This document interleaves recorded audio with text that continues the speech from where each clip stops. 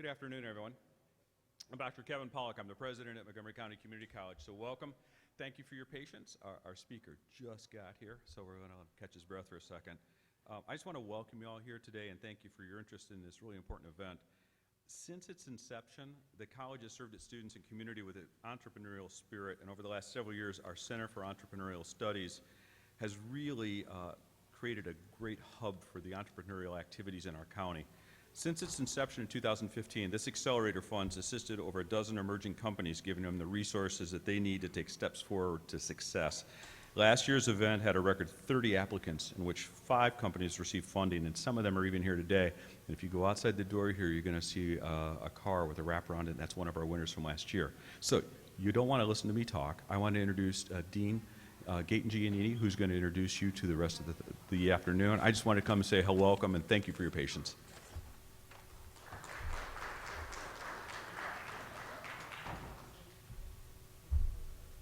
Thank you, Dr. Pollack, and welcome everybody. Again, thank you for your patience. We're looking forward to getting going.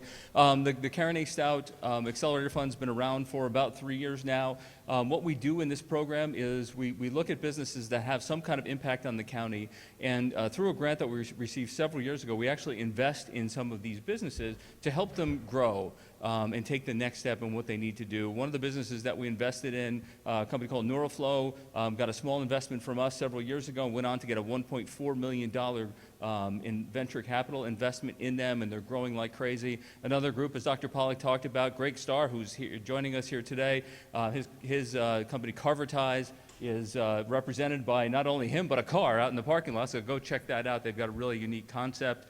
I'd like to thank our friends from Temple University, both the Small Business Development Center, and I think they're over in the wing here, plus some folks, oh, there you are in the back, as well as some folks from the academic side of Temple are here as well.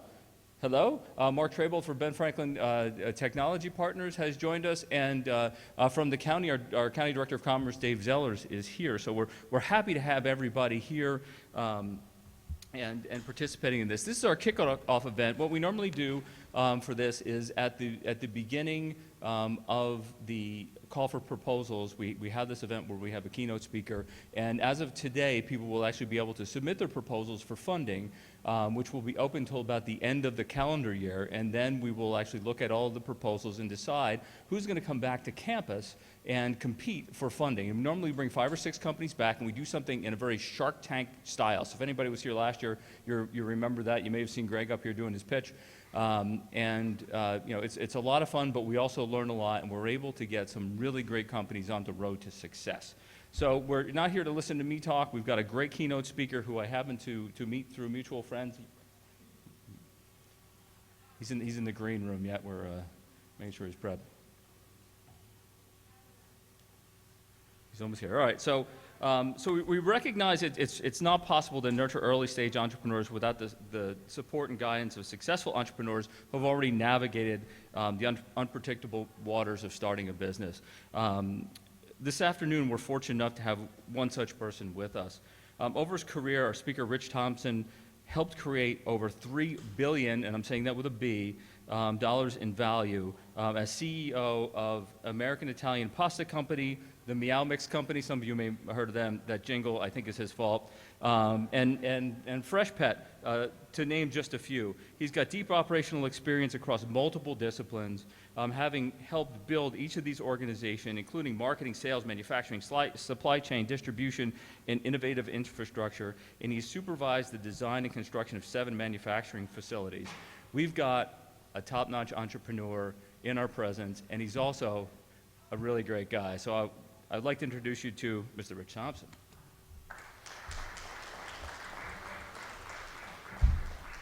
How's everybody today? Good? That's good. I'll put his notes right there so I don't copy what he said. So how many folks are here as students at the college doing something at college? And how many here just freeloading? See, they got a couple. All right, honest people, that's good. A couple freeloads. Yeah, I'm fine. I don't need. We're streaming this for West Campus. So oh, all right, West Campus. You want me to speak in the mic? All right, West Campus. I don't know where you're at, but hello. So thank you. How much time do I have today, Professor? 3 3 days? Oh, all right. Well, I'll tell a few stories, and then you guys can throw me away and go to the next thing. Anyway, thank you for having me today, and I appreciate all of you being here because obviously it's a really interesting opportunity to speak to some young folks, and some folks are not so young. But we all have a chance to do something interesting in life, and I've had my share of interesting things for sure. So let me just start. People ask me all the time, you know, where'd I come from, what I do, and how'd I do it, and blah blah blah. So when I was in high school, when I was a sophomore in high school, I started my first business. I didn't want to be the superstar on the athletic team, and I didn't want to, you know, chase all the girls around, and I didn't want to like drink too much beer, and I don't know, I was kind of like in left field a little bit, but I said, I want to do something different, you know? I don't want to just follow the crowd and you know, all the sheep go this way and everybody kind of goes that way. And of course, back in the day, there was no cell phones, no social media or any of that. So me and my buddy, we said, what are we going to do? How are we going to do something cool and interesting? So back then, they had a book called the Thomas Register. They're about this thick. And they, like the A was this thick, then the next book, B was this thick, and the ABC was this thick. And I'm sure they're all online now. So anyway, we started looking at the A's, and thumbed through the A's, and we thumbed through the B's, and we got to C's, and in the C's we saw a candle. And we said, how hard could it be to make a candle? Like, dude, I think we can do this. So we said, okay, we can make candles. Okay, then we said, well, who are we going to sell them to? So I don't know, let's go find somebody that needs some candles. So we started looking around, and remember, we're just in high school. So we started looking around, and we went to all the places we go to, like the Pizza Hut restaurant and the beer place, and we went to the Holiday Inn, and I'm not telling you why we went to the Holiday Inn, but we went to the Holiday Inn and we looked around there. So all the places that had food, they had candles on tables. But then we got noticing that one Holiday Inn and one Pizza Hut and one pizza parlor, Shakey's Pizza, nobody had the same candles. So we said, wait, that's interesting. Why don't they all have like kind of like the same candle? So we thought, that's interesting. So we went to a company called Pizza Hut. I think everybody probably knows them. Back in the day, there was only 350 of them. So we went and knocked on the door. We put our coats and ties on, looked just like this gentleman right here, has coat and tie, all like good and cleaned up, and went there and said, we had some mock-ups. We made some mock-ups and said, hey, would you like to buy some of these? We had a little price list, and the guy looked at us and talked to us for about 20 minutes and said, yeah, I'll take $50,000. I go, okay, great, we'll give you $50,000. And so when we left, we walked out of the room, and we said, well, he didn't know we were in high school, had no idea we were in high school. We got some fake glasses and had glasses on, and I think we had my dad's tie. So we got 50,000 order, but we had no way to make them, never made a candle before, had no manufacturing facility, we had no employees, we had nothing. But you know what? We had an order. And I was not going to screw that up. So we put our heads together, and we went to a local bank, and with the help of, we told our dads what we had kind of done, and they were kind of amazed. So we went to the bank, and we got the bank to loan us about $3,000. He got $1,500, I got $1,500. So for $3,000, we rented a building. The building was about, I don't know, $250, $300 a month. So we rented a little building, bought some wax, got some metal, got some equipment, because the metal was big and flat, we had to roll it and so forth. And I'm just telling you the story up front to start, then the rest will go pretty fast. But so we started rolling metal, melting wax, putting wax. Did anybody ever put a wick in a candle that's about this tall? Do you ever figure out how to put a long, straight wick so the wick is straight, and you pour hot wax in there, and how you get that? All those little problems had to be solved. How do you melt, you know, we brought a railroad car of wax, a railroad car, not a pallet, but a railroad car. How do you melt all that wax, and how do you put it in 50,000 jars? And how do you hold all the wax straight? How do you paint all of them? All those things we had to figure out. Now we're junior, because some time has passed, so now we're junior. So anyway, we 6 months later, we had it figured out, and we delivered them all. And we got our first order, then pretty soon we had a second order, then the third order, and pretty soon we had all the cheerleaders down helping us make candles, and I missed a really good opportunity. The cheerleaders wanted to come down and see what these non-athletic guys were doing one weekend, and they brought down a whole bunch of perfume, because ladies like perfume. And so they started putting the perfume in the wax. So when you melted, when we burned the candle, it gave a scent. And now there's a company called, what's that company called that has all the smelly candles? Yankee Candle, over $1 billion. It went right past my face and I missed it. I missed it. We did okay, don't get me wrong, but those cheerleaders with that perfume had set the example of what was about to happen 10 years later when Yankee Candle started. And I totally missed it because we were just focused on one thing and making candles for Pizza Hut restaurant. But then Pizza Hut gave us a lot of other opportunities. We started making logos and putting logos on different things. We became an R&D company. We were the first people to develop a salad bar, believe that, in the 60s. We built it out of wood. We went to Kmart. Kmart, I think, is gone almost, and bought bowls from Kmart and started making salad bars for Pizza Hut restaurants. But then all of a sudden, the opportunity, wait. If you have a salad bar, you have to have what? Salad dressing. So we figured out how to make a salad dressing and sold it to Pizza Hut and bottled it.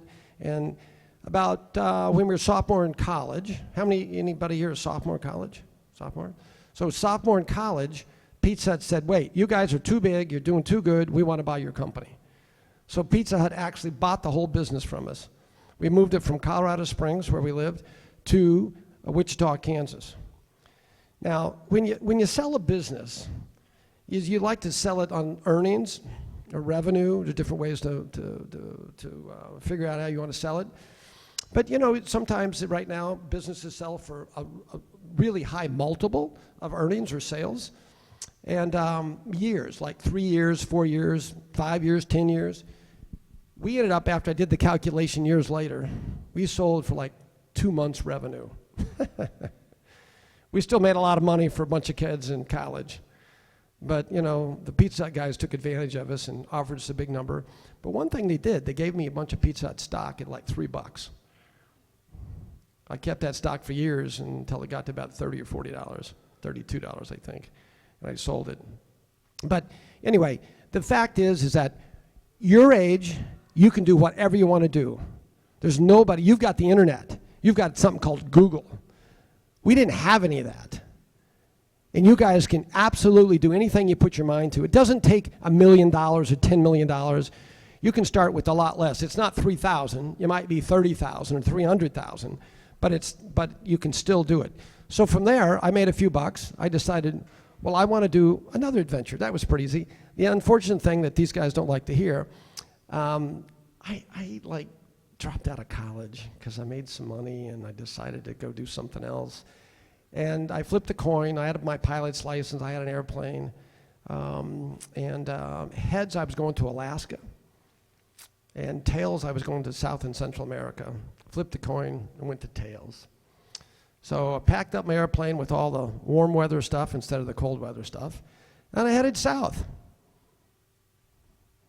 I was going to be gone 6 months. I told my mom and dad, don't worry about me. I'll be back. Maybe. 7 years later, I came home. 7 years later, I showed back up. So when I got down to like South America, the Amazon area and so forth, and it was, I could write a whole book just about that venture. On the way back, I found a little country back then. There was two Honduras. There's Spanish Honduras, and there was British Honduras. I was almost home, but I found this island off the coast of Honduras. And I found this guy, and I traded my airplane for the island. So now I had an island, but I had no way to go anywhere. So that meant I had to do something with the island. So the island is about 9 miles off the coast. It was right on the barrier reef. Anybody here scuba dive or dive? Yeah, cool. Well, then you know what I'm talking about. Does anybody here know Jacques Cousteau? Who Jacques Cousteau was? Yeah. Well, he came down and actually visited me on the Calypso a few years after I bought the island. But so now I have this island 9 miles off the coast. What am I going to do with this island? And there's nothing on the island. There's a bunch of mangroves out in the water. There's a bunch of palm trees. And about 400 yards off the deal is this big reef. Beautiful spot. So I spent the next 3 years of my life cutting mangroves and cleaning the island up to make it a really cool thing like you see in the TV commercials. But it took me 3 years to do that.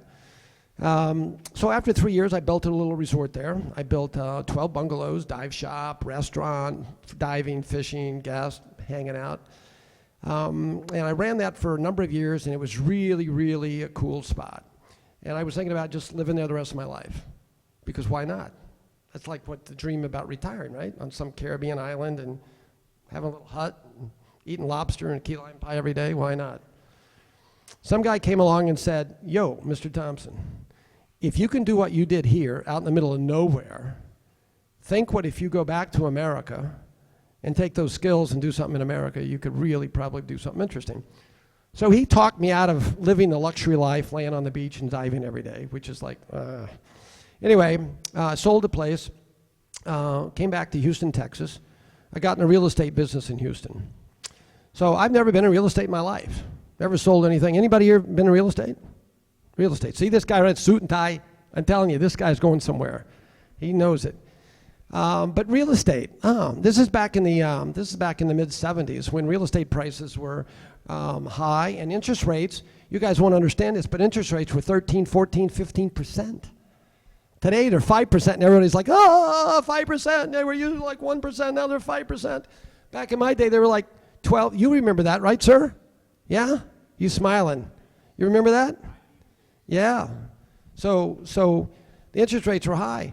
And everybody said, you're crazy to get into real estate because nobody's buying anything. So I'm like, yeah, but I got to come back to America and I got to do something. I'm not going to build bungalows in Houston, Texas. So they were just starting to build townhouses in those days. Condominiums and townhouses were just starting to come to kind of interesting.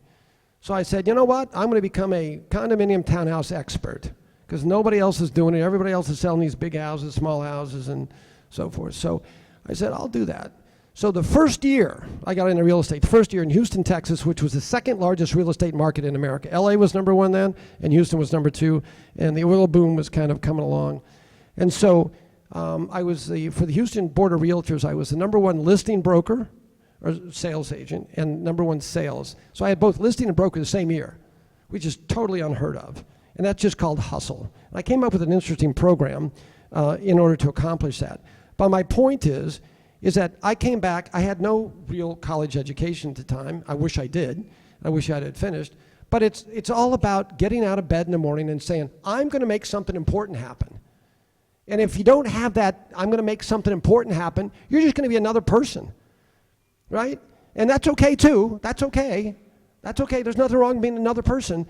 But if you want to be somebody special, you got to have that gut feeling that you're going to like get out of bed, you're going to do something special that day, and you're going to do it the next day, and you're going to do it the next day, and the next day. And every day is not going to be easy. So one of the things when I was in the real estate business in Houston, I said, you know, I'm going to like buy some property that, you know, not just buy and sell these houses. So I said, what's the next phase is going to be? And I said, mini warehouses is the phase. This is because everybody had a house, you had a garage, you put everything in the garage. But if you have a condominium or a townhouse, where do you put it? Nowhere. So somebody, not me, but somebody thought, well, we're going to build mini warehouses. Now everybody here has seen a mini warehouse, right? Seen them on a highway around, and maybe even some of you use a mini warehouse, right? So I said, that's a good lead. I'm going to get in there. So I bought a bunch of property in Houston, Texas, and I got me an architect and an engineer, and I bulldozed everything down, and I put all this on there, and I had the plans, and I'm ready to build my mini warehouses. And some guy calls me up like a week before I started the groundbreaking and said, Mr. Thompson, would you like to sell your piece of land? Now, I bought this land for 50 cents a square foot. He offered me $5.50 a square foot. And I hadn't even owned it for a year yet. But he was going to build high-rise apartments. And those are the people I wanted to put the mini warehouses. So I said, wait a minute. Okay, I'm out of here. So I took this money, sold the property, never did build the mini warehouses, which again, I'm regretting that I didn't just buy another piece of property and move to mini warehouses in Houston, Texas. But I sold the property. So I said to myself, okay, what am I going to do now? When I was in Honduras, everybody said the only place in the world that was better diving was the South Pacific. So I said, hey, let's go to the South Pacific. Anybody been in the South Pacific? See, pretty cool over there, right? Yeah. So I got on a plane and I went over to New Zealand, I went over to Australia, I went over to Tahiti and Fiji and a bunch of other places over there. Hung out about 6 months, did some diving, fishing, and around. So I said, okay, I've had enough exploring, so I kind of like to explore things. So I got back to America and I said, okay, what am I going to do now? I said, well, I've always wanted to drill an oil well. Anybody here drill an oil well? Come on, somebody must have drilled an oil well, right? Nobody. So I looked around and I said, well, okay, I can't be Shell Oil or Exxon tomorrow, but maybe I can get in the oil business. So I said, okay. So I looked around and I found that in North Dakota, anybody been to North Dakota? All right, North Dakota's got a lot of oil and gas properties up there. So I found a company called Clarion Resources in Calgary, Canada, that was about to go out of business. So I said they're about to go out of business. So I bought the company for $1 million. Now, why would I buy a company for $1 million that's going out of business? Because they had a joint venture with Shell Oil Company in Houston, Texas, for more than 2 million acres of oil leases. So my deal was subject to that I go to see Shell Oil Company and I get them to make me the new partner with Shell on those 2 million acres. Now, they had just drilled about 25 oil wells on that 2 million acres, and they basically were all dry holes. Before they had it, Shell Oil drilled 2 or 3 wells on that acreage, and they were dry holes. But there was 2 million acres. Now, I don't know if you know how big 2 million acres is, but 2 million acres kind of goes from one end of North Dakota to the other end of North Dakota. And there's oil in North Dakota. So I said, just because Shell Oil couldn't find oil, and just because this other oil company couldn't find oil, I'm nobody, but maybe I can find oil. I wasn't deterred, but when I went down to Shell Oil and said, here's the documents I have with Clarion Resources, would you, Mr. Shell, VP of Exploration of Shell Oil, would you sign off on this so that I can move on and take over this deal? And he looked at me and said, who the hell are you? Have you ever drilled an oil well in your life? I haven't even driven an oil truck, let alone drilled an oil well. So he was like, no way was this guy going to put his job on the line and let me have a lease on those 2 million acres of oil leases in North Dakota. So I said, sir, I can understand your position, but let me think about this for a minute. If this all goes back to you, you're a big Shell Oil company, and you're going to take a year to figure out what the hell to do with it, and you might not do anything with it. Remember, leases expire, right? It's not forever, and back in the day there were 10-year leases, so now there was about 5 years left on these leases. So every year they became 4, 3, 2, 1, 0, right? So if they get to 0, they're worth nothing. So I said, what if I drill a well, and every well that I drill, I get like 6,000 acres around that well. If I don't drill anything, I don't get anything. But if I drill 42 wells in North Dakota, I get it all. And not only did they have 2 million acres, but they had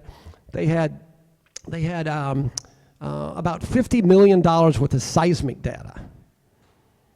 So I'm looking at the $50 million worth of seismic data. I'm looking at the 2 million leases, and I'm going, I gotta figure out how to do this. So I got him to agree that why he was trying to bring Exxon or Mobil or some other big company in, that I could go do my thing. Because no harm, no foul if I don't do anything.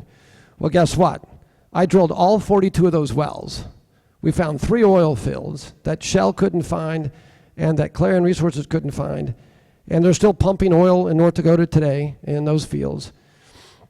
And so after we discovered these 3 fields, Shell jumped back in and they bought our interest, and another company bought part of the interest, Patrick Petroleum. Anybody know Penske? Penske Oil?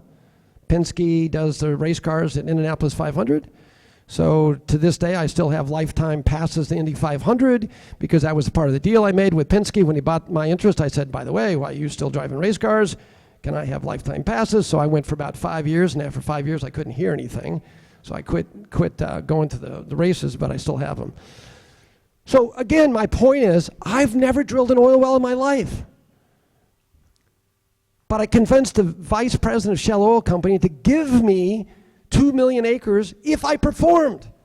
So it was up to me, not him, but it was up to me to go out and make that happen. I went out and got Monsanto to be my partner. So I sold 75% of that joint venture to Monsanto for way more money than I had paid Clarion and Shell, and made a lot of money just on that transaction. But then I owned 25% straight up. So that means out of the 42 wells, I got to drill 25% of those. So I got my rigs, I brought them in, I had my seismic guys, my geologists, we were out there drilling holes in the ground, and most of them had dust coming out of them. But so what? All we had to do was find a few that oil came out and paid for all those with dust. And that was a great time of my life, and I really loved being in exploration in the oil and gas business. But while I was out there drilling oil wells, when you drill an oil well, you have to take a bulldozer and you have to bulldoze down about 5 acres of land. You have to clear it all, make it flat when they bring all the equipment in. And when I was bulldozing down all that ground, I was bulldozing down Durham wheat fields. I always wondered, because I have to work with the farmer, usually the farmer's wife, because she's usually in charge of all the finances. And they want to charge me a lot of money to bulldoze down those 5 acres. On those 5 acres, it was all Durham wheat. And Durham wheat is made into semolina. Semolina is made into spaghetti. Nowadays, you're using pea protein, and you're using brown rice, and you're using all kinds of crazy things. But real pasta is made out of Durham wheat and made out of semolina. So I'm bulldozing down all this wheat fields back and forth and making dust is flying, and I'm having to pay these people all this money. And so I always remembered that. So I said, and almost all the Durham wheat in this country is grown in North Dakota. Almost all of it. North Dakota, Montana, Canada is where it's grown. It's different than Kansas wheat. So when I sold out, I didn't have to go very far. Sometimes, and this is a good point, sometimes you run from one thing to the next, but sometimes it's okay just to look down at your feet and see where you're standing. Because sometimes you have a really, really good knowledge of what you're standing on. And a lot of times people don't take advantage of it. And I knew almost all the farmers in North Dakota, because I had 2 million acres of land. And almost all that land was Durham wheat. So pasta is made out of 3 things. Pasta is made out of Durham wheat, air, and water. I know the air guy, I know the water guy, and now I know the Durham wheat guy. So I know all the raw materials that go into making spaghetti. The one thing I didn't know was how the hell I make spaghetti. So I went to Italy for 2 years. So I packed up, went over to Italy, got hold of the 32 largest pasta manufacturers, went and knocked on all the doors. But before I left, I did a very thorough study on the pasta industry in America. Had all the plants where they were at, I had all the distribution, the sales, brands, pricing, I had it all. Guess what I did with it? I translated it into an Italian. So I went to Italy. Guys over there didn't speak much English, but I gave them this translation, and it was like, holy cow, you are like the great guy of America, bringing all the knowledge of what's going on in America, because we all know the Italians are the experts in spaghetti, right? Pasta, macaroni. So I showed up with this nice, beautiful report. I had photographs of all the factories in America. I had gone to visit all of them in America, did all that homework. Now you could probably do it on the internet in one afternoon. It took me 6 months to go get all that data. So I showed up over there, went to 32 different pasta manufacturers, and I asked 2 questions. 1, you've been making spaghetti for 200 years. If you could make pasta better, how would you do that? How would you make spaghetti better after 200 years? And they had all kinds of answers. Like I figured they go, no, this is perfect, you can't make it.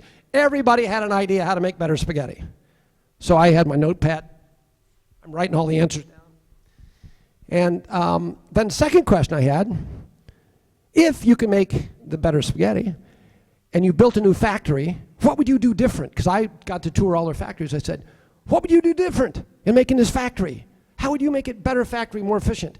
Then I'd make all these notes, and I go, oh my gosh, now I have all these pages of notes on how to make better spaghetti, have notes on how to make a better factory. So I'd take all those notes and come back, and then I have to find a architect and engineer and start telling them, because nobody in America really made new factories. The last factories of pasta were made in the 50s after the war. Because after the GIs came back in the 40s and 50s, they all had pasta in Europe, and they brought the idea back, and so in the 40s and 50s, they built some pasta plants. But since the 50s, there was no new pasta plants. So I got a business plan put together, and the business plan was just in a 3-ring notebook, right? 3-ring notebook with all the tabs, little tabs, and the plastic things you put the paper in. And at first, I started out, the business plan was about like this. By the time I finished, it was about like that. And I'd carry that around. I went to 52 different banks, and I got thrown out of 51 of them. They said, dude, you've never made spaghetti. Dude, you've never built a pasta plant. Dude, you have no idea on what you're doing here. So I didn't let that deter me, but what I did do, every time I met with one of those bankers, I took basically the same deal. Well, what would I need to do? And so they'd give me what that bank wanted. Of course, every other bank is different, but I'd make all the notes from the different banks. Then I would go add a few more pages to my business plan, or I'd change my business plan. Back then, there was no Excel. You couldn't go on a computer and just do spreadsheets. These were all done by hand. So when I got to the 52nd bank, it was in New York City. There's a bank called CIT. It was owned by Manufacturers Hanover at the time. And guess what? The president of that bank was an Italian. I showed him the business plan, and he said, "Arrivederci." That's perfect. So I go, why didn't I just do a search and find all the bankers that were Italian? Dumb. It took me 51 tries before I found an Italian guy that was in charge of money. So anyway, I borrowed $52 million in 2 tranches, $25 million and $27 million or whatever it was. So in 2 different tranches. But I went and built the first pasta factory just outside of Kansas City, Missouri, in a place called Excelsior Springs, Missouri. Then pretty soon I built one in South Carolina. Then pretty soon I built one in Wisconsin. Then I built one in Phoenix, Arizona. Then I built one in Italy. Why did we build one in Italy? Because we wanted to import our own pasta and not use the Italians. So we built 5 manufacturing plants for pasta. We took the company public in 1997 with Goldman Sachs and Morgan Stanley for a few bucks. And then a few years later, ConAgra bought the whole thing and took it private for $1.6 billion. And that was just hard work. Like, it wasn't given up. Nobody was going to get in my way. I have a saying, I'm a farm boy from Kansas, right? So I may not be the smartest one in the room, may not be the fastest one in the room, but I'm not going to quit. So you either get it out of my way or get on my team, because once I decide I'm going to do something, I'm going to figure out how to do it. So from the pasta business, one of the things I did that the Italians taught me was that I built durum mills, flour mills, next to the pasta plant. Now, in Italy, it was common. In America, it was not common. Why? Because all the durum wheat in North Dakota, Canada, and Montana went to Minneapolis to be milled by the millers, right? That was a big group of people that did nothing but milling. Pasta manufacturers didn't do milling. They bought the flour from the millers. But look at the chain of cost. They have their cost center, they have their profit center, and then they sell it to the pasta manufacturers. I just went right around that. I went directly from the farmer to me and built my own mill. That was like wild and crazy. You can't do that. Well, I did that, and now every pasta plant in this country has a flour mill. So we just disrupted the pasta industry and the milling industry in this country hugely. So we were the most cost efficient with the highest quality. And when I left, we were producing 1.3 billion pounds of spaghetti a year. That's a lot of spaghetti, whether you're Italian or not. That's a lot of spaghetti. So I still eat pasta every day. Pasta's not fattening. What's fattening is what you put on the pasta. Just remember that. So anyway, with that flour mill next to the pasta plant, we had byproduct. Byproduct, what do you do with byproduct? Because you don't put 100%, if you take 100 pounds of durum wheat and mill it, You only use about 80 pounds in the pasta. The other is byproduct. The byproduct, pet food companies were buying it and taking it and making pet food. So it said, hold on a minute. Maybe I should build a pet food plant. Why not? Because those guys are making money, and you know what pets are. Pets is a $60 billion business today, bigger than spaghetti. So I built a pet food plant. We started making private label pet food for PetSmart and Petco. And by doing that, all of a sudden, our friends at Nestle, everybody know who Nestle is, bought Purina dog chow, for $12.5 billion. And when you put Nestle's together with Purina, you had too much cat food and between the two companies. So the U.S. government, our good friend, said, you have to get rid of some of that because you have too much market share. So they spun off a company called Meow Mix. Meow, meow, meow, meow, meow, meow, meow, meow, meow, meow, meow. So I bought it. Teamed up with a private equity company in Boston, J.W. Childs. And John and I bought that company.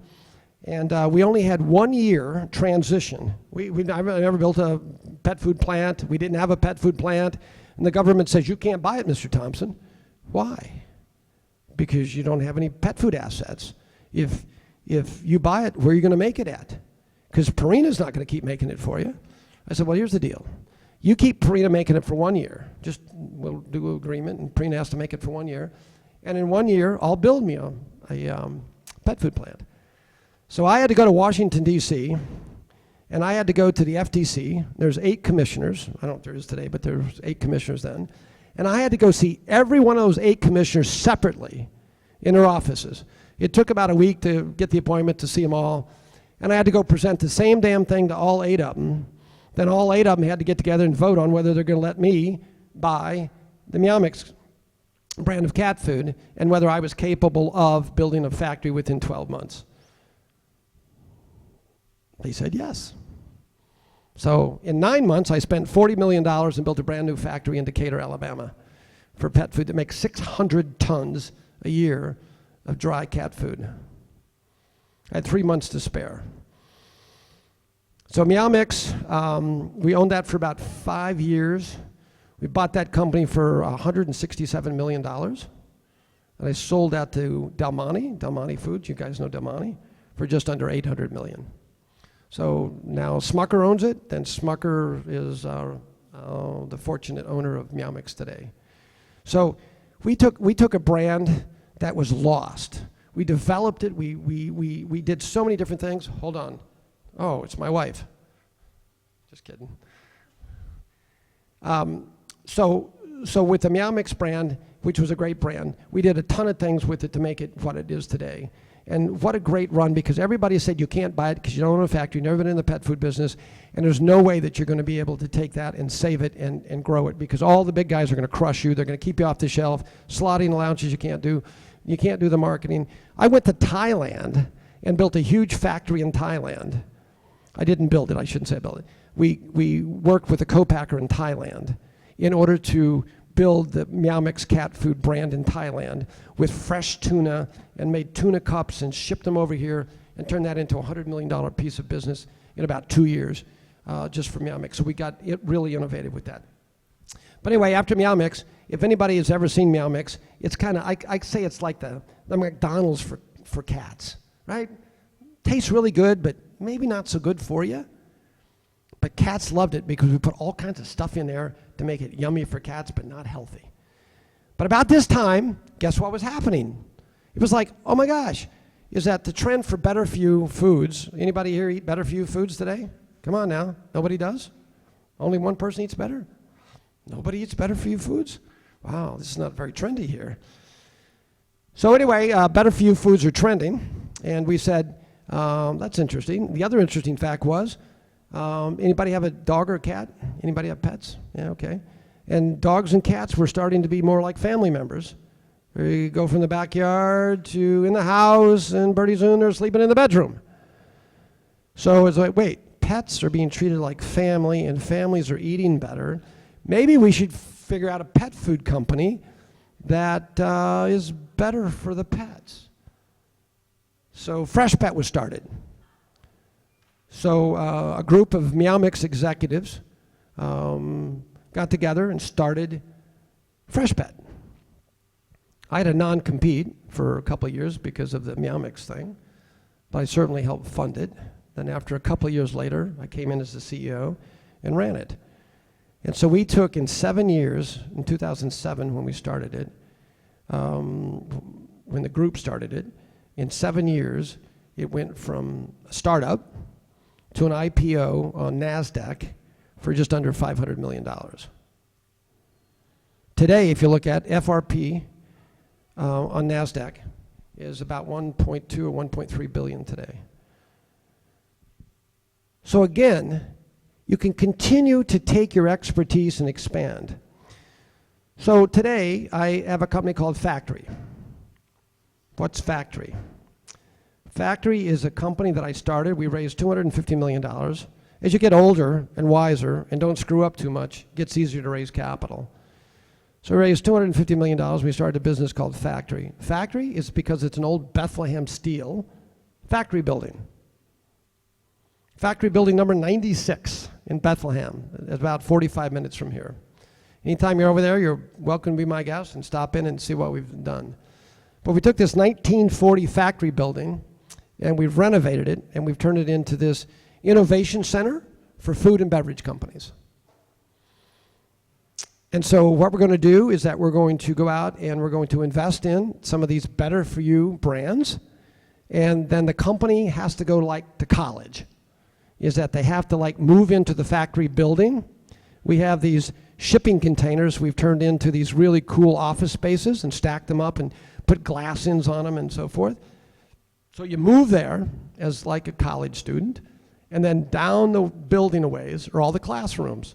The classrooms in this case are packaging design and engineering, planograms to go on the shelf, consumer insights, social media, podcasting, innovation kitchens, innovation beverage, all the things that you need to make more products, better products, and to be able to have all the professionals around you that help you with sales, marketing, finance, HR, things of that nature, so you don't have to go hire those people. So if we like the idea, is that we don't invest in startups, but we invest in companies that are 2 million in sales to 20 million.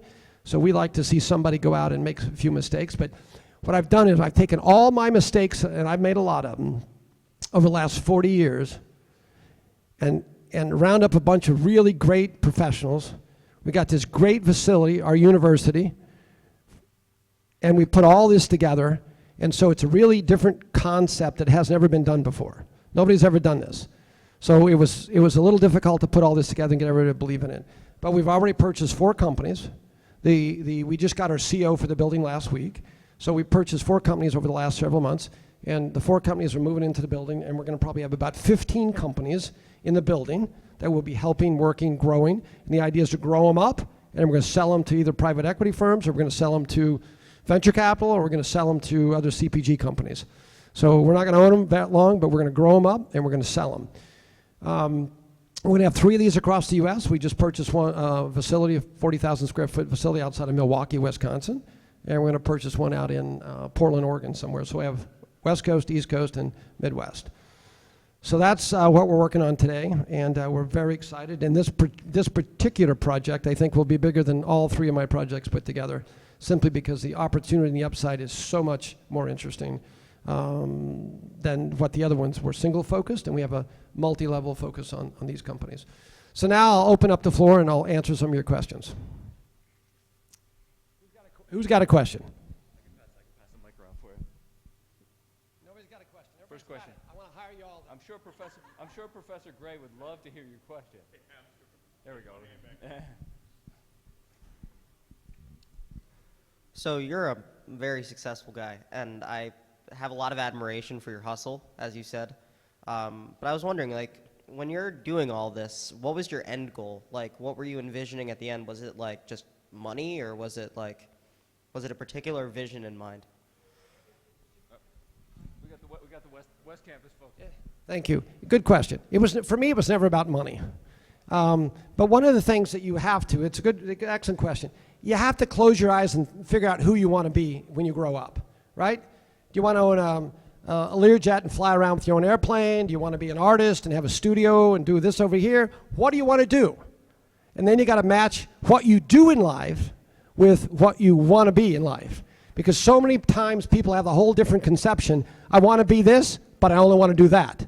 So it doesn't work. So for me, it wasn't about money. For me, it was about a project that I want to succeed. I always had this thing that I wanted to do better than my father did. And I always wanted to find projects that I could succeed on, right? And we were just a poor farm family from Kansas. And so maybe I've overexceeded the expectations a bit, but it's always about starting a project, not being a quitter, and find a way to succeed on that project, and then success brings all the other things. Okay. Who else has a question?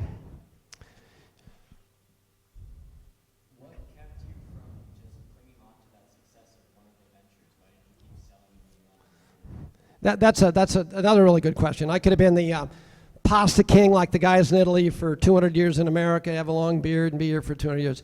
I'm a person that likes to look in the mirror and I understand who I am. And that's something that everybody has to do, because when I first started, I wasn't good at sales or marketing or supply chain or finance or any of those things. I was just not a quitter, right? And over the years, I've learned all those things. But the fact is that I love doing different things. Maybe I get bored because I can make pasta stand on my head upside down and at night, right? So pretty soon I got bored of being the pasta king. But there's elements in every business that you go along that you're not the right guy to run it anymore. I'm the startup guy. I'm the guy that can do something nobody else can do, and I can start it, but there's a lot of better managers than I am out there that can run it every day. On a public company, you know, I run a public company, but public company, you got to shut your mouth, you got to like stand up straight, and you got to put numbers together every day, and you got to make presentations, and you become a bobblehead basically at a board meeting. And that's not who I am. So the fact is that, you know, I realize who I am. I like to start new things. So that's who I am. Some people aren't like that. They do one success and they go, oh my God, I got success, I'm going to be here forever. That's not me. I like new adventures. Yes, sir, right here. Yes, sir. Yeah, I was just wondering, is there one person who has been in your life who has helped you with your motivation, help your success? Yeah, that's a really good question too, sir. I've written a book because between a couple of deals I said, there's about 10 file cabinets of stuff. I was like a pack rat, so I kept all these files and photographs and bits of information. And on the front there it says Becoming Rich. Well, it's not Becoming Rich, it's Becoming Rich Thompson, right? And there's got dots on there, a map on there of all the different places I've had these business ventures around the world. And so I wrote the book so that people could understand exactly what I did, when I did it, and how I did it in all these different places. So if you get a copy of the book at some point, it's on Amazon, but I think we're gonna give a few out, and I'll be happy to sign them. But tell me the question again. Oh yeah, the who. So in the book, it has all the who's, right? So, but there was about 5 or 6, what I'd say mentors, and every one of those ventures, there was somebody that I listened to, that showed me the way, and there's a lot of them that I didn't listen to. And I'll give you a quick example, like Herb Cole. He was the largest supermarket guy in Wisconsin, very famous man and very wealthy man, and he was a U.S. Senator of the United States. And I met with him at his club in Milwaukee when I was a young man at 30 years old, 32. Had lunch with him. I told him what I wanted to do in the pasta business. And after lunch, he said, son, run as far away from that business as you can. It's low margin. There's so many big guys in there, and they'll crush you, and you have no chance, and it will never work. And within 10 years, I was a king of pasta in North America. So sometimes you listen to people, but sometimes you don't. What you have to do is listen very carefully, because God gave you 2 ears and only 1 mouth, so listen more than you talk, and then take it all into consideration, and then you have to figure out, can you really get over that hurdle? But every one of my ventures, there was somebody that I listened to. In pasta, Carlo Petrini. Carlo Petrini and his family had been in pasta for almost 200 years. And he called me his little brother So I suppose I'm supposed to call him a big brother. But we invested together, and he taught me a lot about the pasta business over the years.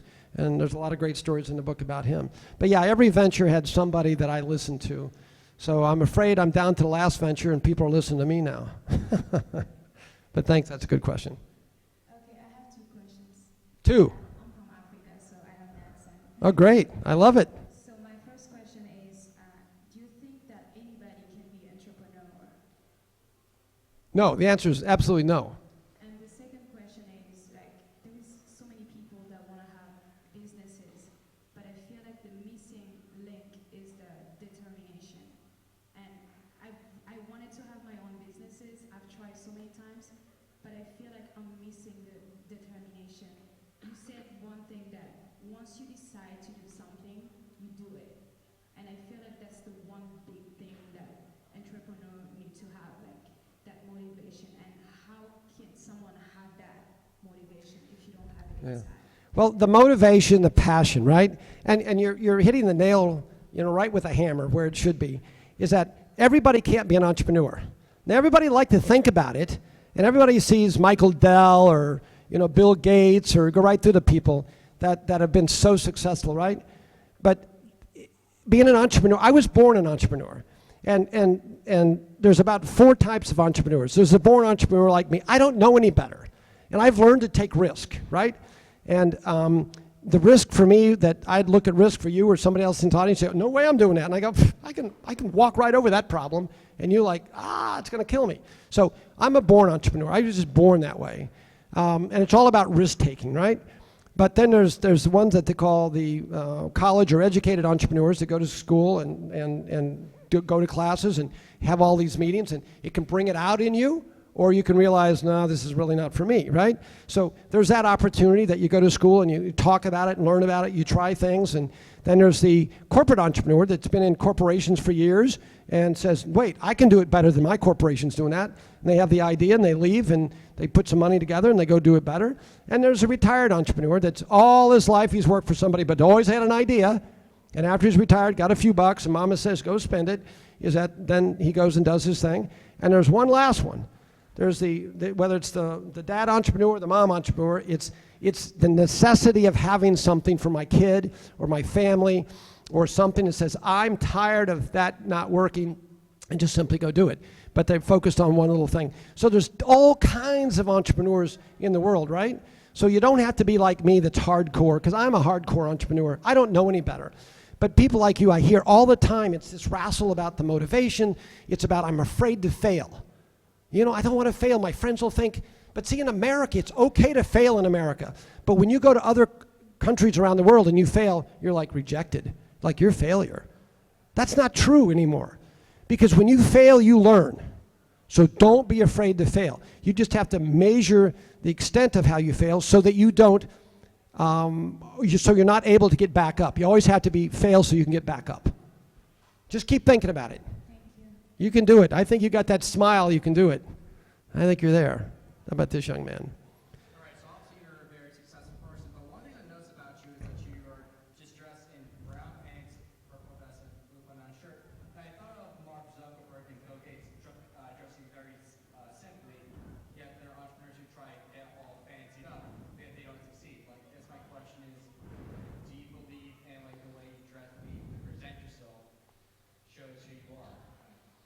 Well, I can tell you, when I was 32 years old, I wore so many ties. I've never really owned a suit in my life, but I owned a lot of ties and a lot of sports jackets. And every time you go to a bank, you'd put the tie on, the sports jacket on, and you show up at the deal and you'd do the thing. So yes, you have to meet people in their comfort zones. And I've never seen very many bankers not wear a coat and tie. So when you show up, you got to wear a coat and tie. Either that or you got to have more money than the banker has. And if you got more money than the banker has, you can wear whatever the hell you want, right? So that's kind of the way that works. So think about where you're going, and think about what those people look like and dress like and so forth, and kind of match what they're doing so everybody's comfortable. Does that sound good? Cool. All right. Well, I'm a serial entrepreneur. Cool. I'm also an educator. And one of the things I try to embark upon is not looking for the right answer, but asking the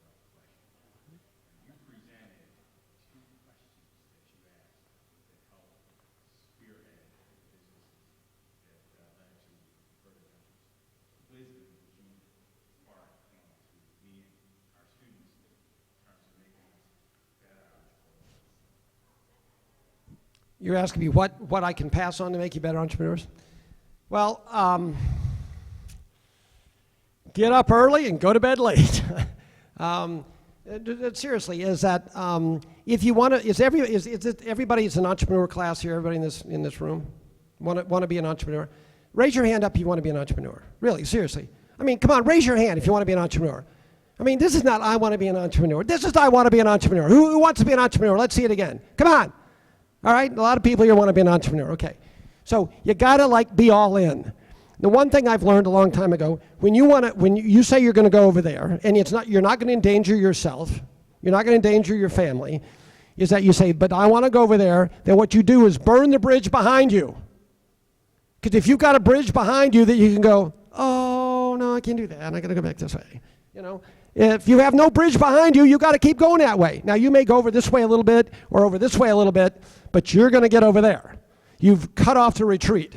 So I think that's the first thing, because you're going to get a lot of no's. You're going to have a lot of days you're going to be disappointed. You're going to have a lot, oh, I can never make this work. Well, there's a lot of ways to make the same thing work, right? So you just got to say, it's really something I'm passionate about, something I'm motivated about. But if you've got a retreat, then you always have this thing in the back of your head. I can always take a few steps back. No, got to get rid of that. So I would say that's one of the biggest things. All right, one more question. Oh, this guy looks serious. He got jacket, glasses. He's got the look, I can see. Glasses. You mentioned like I made a few mistakes on the way. Are there like one or two that really stand out and you really never made again and learn from? Yeah, there is. I've made a lot of mistakes. Unfortunately, I think one of the biggest mistakes that I made is that I had a bunch of friends once. They were all wealthy friends. And we decided to do something in the pet food business after Meow Mix.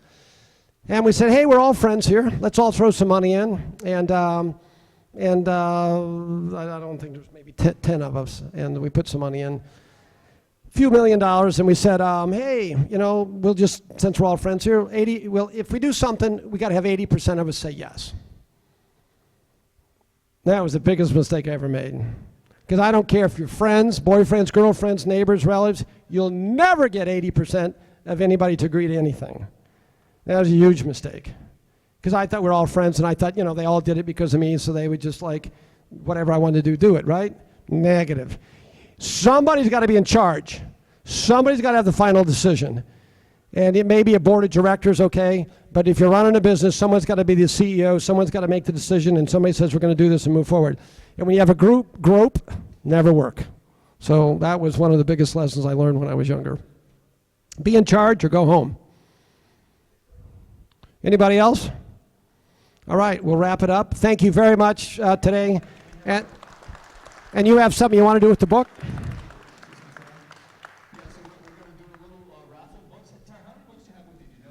I think there's about 20, maybe. I think that box has 25 in it, and there's probably 20 in the box, 20 or 22.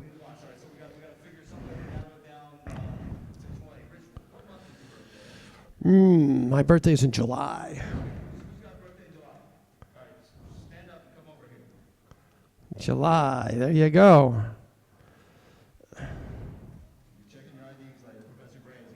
Yeah, there you go. Check it out.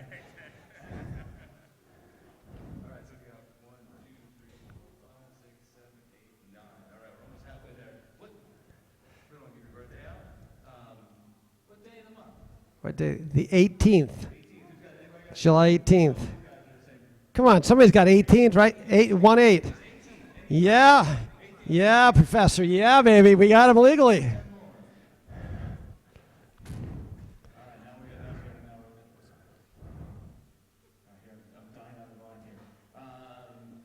right, Professor Gray, what month's your birthday? May. Okay, who's May birthday? All right, we got it here. All right, there you go. May. Wait, I got it. Anybody wearing pink gets to come up. Oh, wait, she's wearing pink. You got pink? You got what? Pink shoes? All right, get up there. Yeah, all right, see, there you go.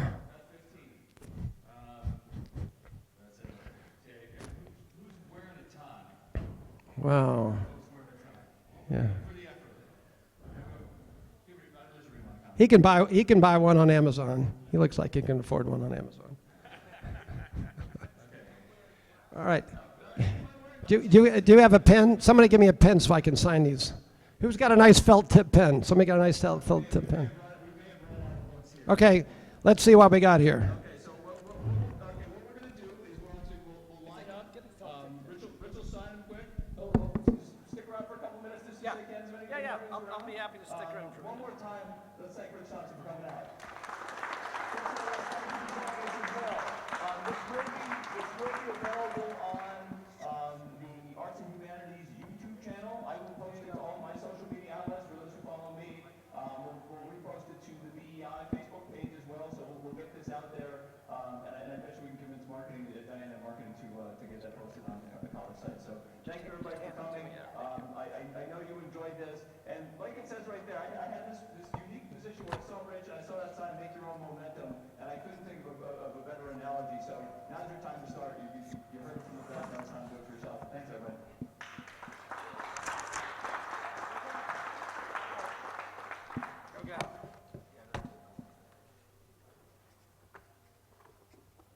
Sorry, I should have brought more books.